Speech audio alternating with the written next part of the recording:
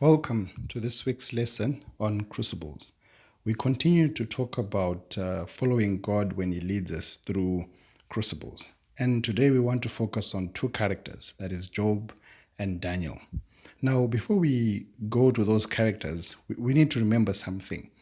Now, God created us in His image, after His likeness. So when we talk about the image of God, we're talking about the cognitive capacity, the creative capability, our characters, and even the corporal physical nature. All these things were created in the image of God. Now, this nature was marred after sin. Our cognitive capacity, deteriorated. Even the creative ability was compromised. Our very physical nature was weakened. But the focus of this lesson, as we talk about Job and Daniel, is on character, the likeness of God. Now, Daniel, his life took a different path. Daniel's life took a totally different path. At approximately the age of 17 or 18, he, coming from the royal family, he probably expected to grow and have a family and be of significance in Jerusalem and benefit to his people. But all these things changed when he had to walk 1,287 kilometers as a slave.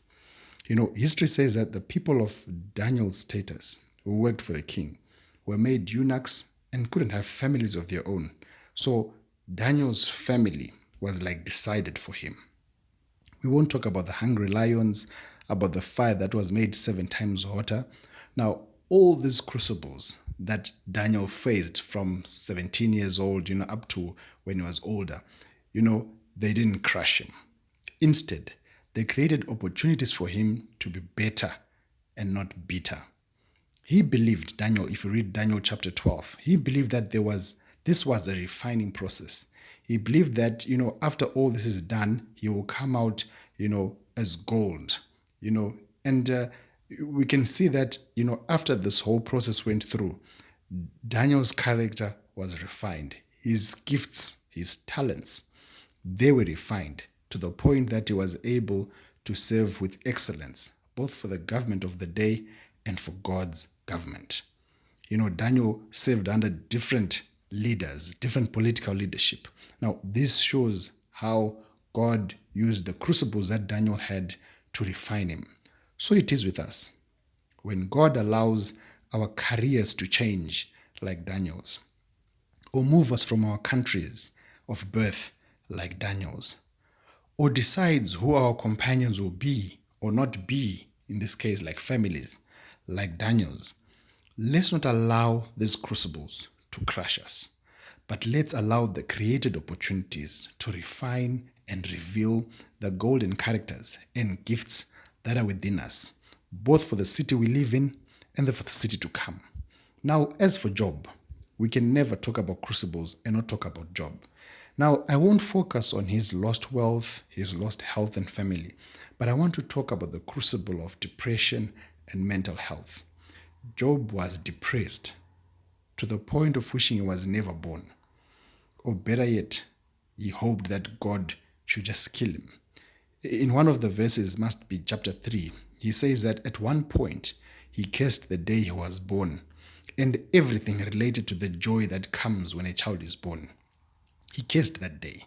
His self-esteem, his status in society, his dignity, they were all shattered as a result of his loss. In one of the chapters, he says, "Can someone give me the address to God's courthouse? I want to go there and present my case." He says, "If I put my pain in one end of the balancing scale and I take the sand of the beach and put it on the other side of the scale," Job says his pain was heavier than the sand. Now, regarding his status, Job mentions that young men were now disrespecting him. He says, "I have no standing, in the presence of young men. They don't listen to me. I'm nothing to them."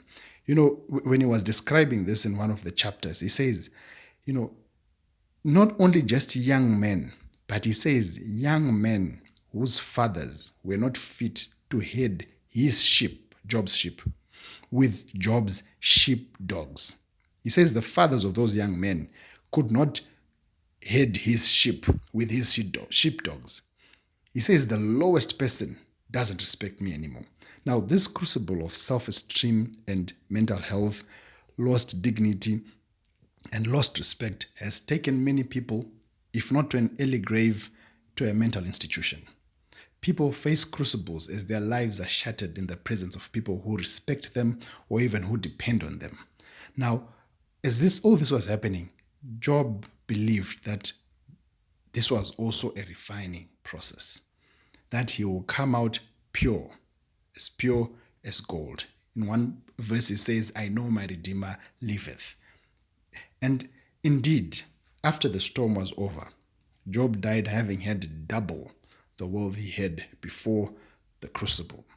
Now, the refining process for these two men resulted in growth and benefit for the communities they lived in and for their characters. And in conclusion, I want to refer you to the story of the 10 virgins that tell us how to prepare for the groom. Now, all of us will face crucibles. The night will be long, like in the story of the 10 virgins. We'll grow weary along the way. We'll grow tired. We'll sleep, like the 10 virgins did. But as we go through crucibles, let us allow God, as shown by the oil, to impart his image in us, to have his image come out in us, so that we can benefit both the community of earth and also for the preparation for the community in heaven.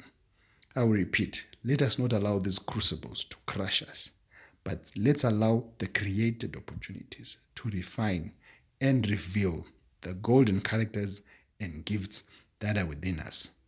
God will restore his image in us through the crucible. May the Lord add a blessing to the reading of his word. Amen.